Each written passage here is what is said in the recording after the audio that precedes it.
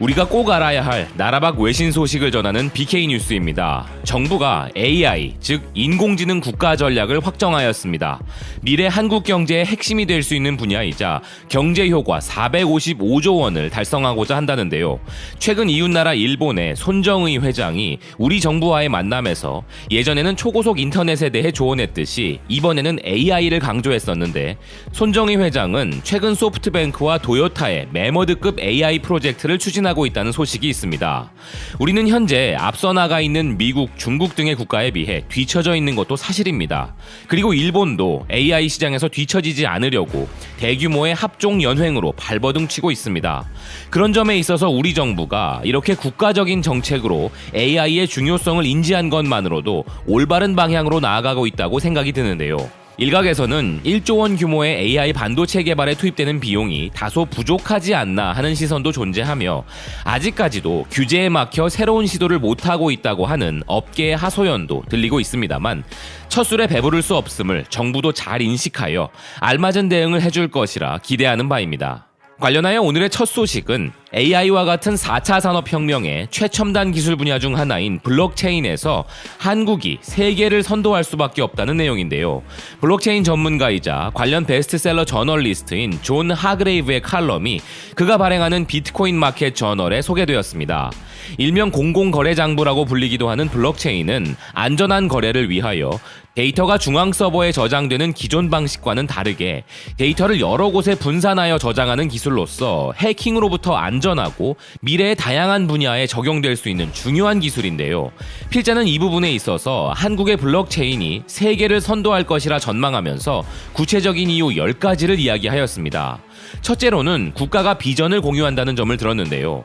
AI, 사물인터넷, 블록체인과 같은 4차 산업혁명은 인간이 기계와 융합되기 시작하는 새로운 시대인데, 이 부분에 대해 국가적인 운명과 4차 산업혁명 간의 통일성 있는 모습에서 한국이 세계 시장을 선도할 것이라고 이야기하였습니다.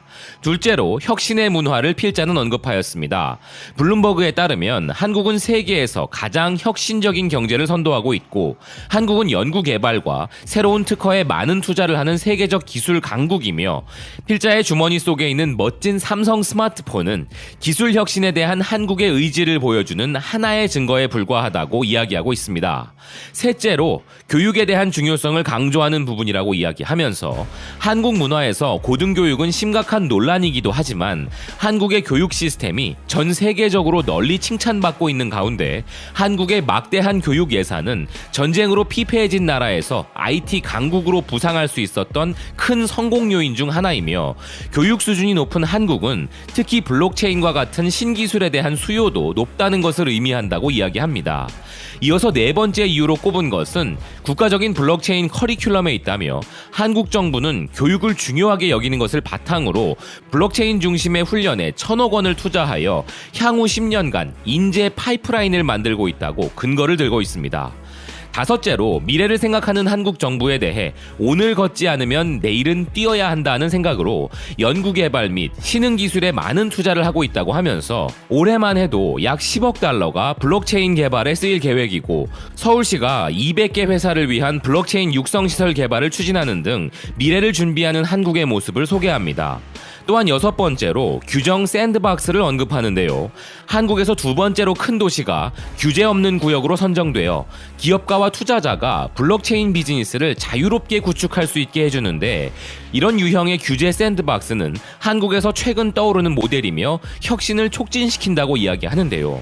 여기서 잠깐 서두에서 말씀드린 대로 이러한 정책을 볼 때 4차 산업혁명 관련 기술 개발에 방해가 되는 규제들은 최소한의 부작용만을 억제하는 수준으로 완화되어야 함을 우리 정부도 잘 인식하고 있음을 알 수 있기에, 앞으로도 4차 산업혁명에서 우리가 앞서 나갈 수 있도록 잘 추진해 줄 것이라는 믿음이 있음을 첨언합니다.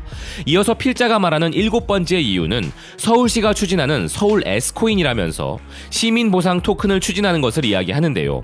S코인은 이것으로 음식, 주차 또는 교통비를 지불할 수 있는 시스템인데, 이 전략으로 서울시가 번영하기를 희망한다고 필자는 이야기합니다. 여덟 번째로 블록체인 연구 개발에 있어 세금 혜택을 추진하는 것을 언급하면서 20에서 40%의 세금 공제 정책을 한국이 추진하는 것을 근거로 이야기합니다.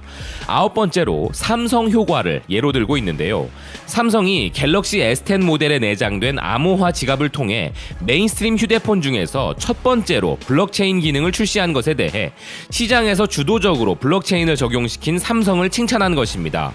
끝으로 암호화 자산에 대한 사랑이 있다고 이야기하는 필자는 2017년 암호화 자산의 붐이 한국을 강타하면서 한국 정부는 초기에 코인 생산을 금지했으나 그럼에도 불구하고 많은 한국인이 암호화 재산을 보유하고 있는 부분을 언급하면서 더 많은 디지털 자산이 한국에서 나올 것으로 예상한다고 필자는 이야기합니다.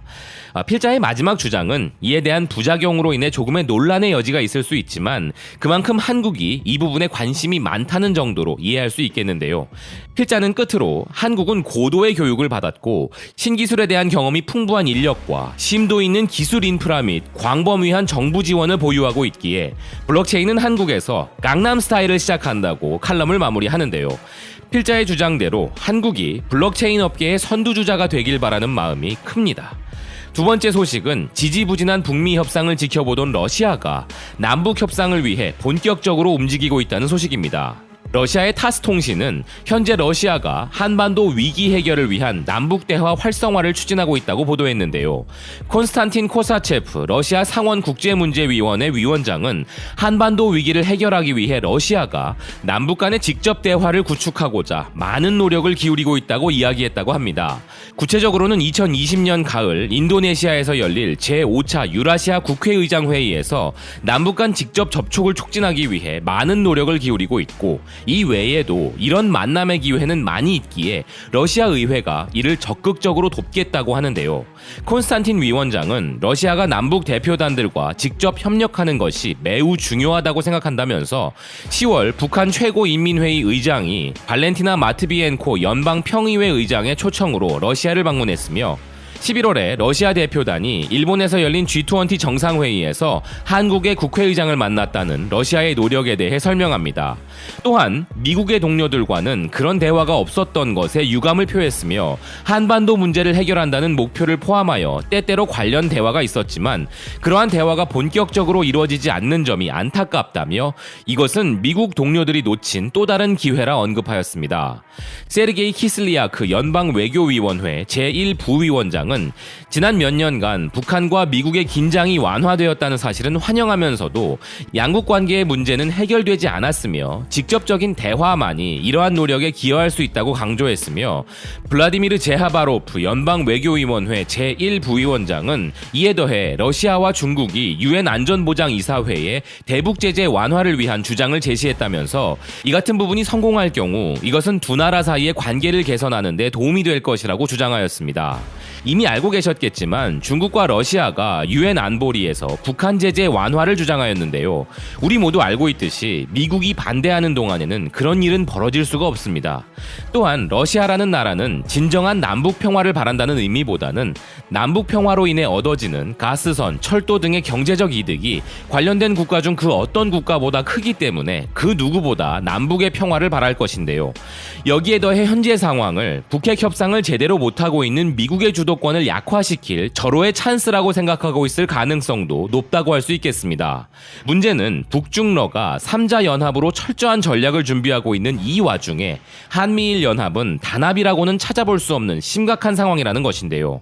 미국은 우리에게 부당한 요구를 하고 동맹 간의 갈등을 야기하고 있고 일본은 아예 우리가 한미일 삼각연합체를 벗어나 북중러에 합류하기를 간곡히 바라고 있는 것은 아닌가 할 정도로 한국을 끊임없이 자신들의 안보적 위협이라 몰아붙이고 있는 상황입니다. 남북의 평화가 한반도를 둘러싼 열강들의 국익에 부합되지 않는 이상에는 남북 평화는 쉽사리 오기 힘들 것이 현실이며 최근 러시아와 중국은 각자의 국익과 미국에 대한 압박이라는 일석이조를 노리며 남북 모두에게 유화적인 신호를 보내고 있는 상황입니다. 북중러에 맞서는 한미일 삼각연합의 최전선에 위치한 우리의 입장에서는 가장 큰 피해를 감수하고 버티고 있음에도 불구하고 미국이나 일본의 행동 변화가 없는 것은 정말 연합이 맞는지 있는지 의심스러울 정도입니다. 최소한 남북을 위한 것이 아니라 자신들의 국익 때문이라 해도 러시아는 남북 평화를 주장하는데 우리의 동맹인 미국이 그보다 못한 것은 잘못된 것이 아닌가 하는데요. 무작정 북한 제재를 풀어줄 수는 없겠으나 패권 국가의 협상 책임자라는 사람이 기껏 하는 짓이 한국까지 와서 북한 담당자한테 먼저 연락 달라고 외치는 것이 전부라면 안 될 것입니다. 긴장감이 극도로 올라가는 연말이 다가오고 있기에 미국이 좀 더 창의적인 방안을 빨리 만들어내주길 간곡히 바란다는 입장입니다. 지금까지 BK 뉴스였습니다. 오늘도 시청해주셔서 감사드립니다.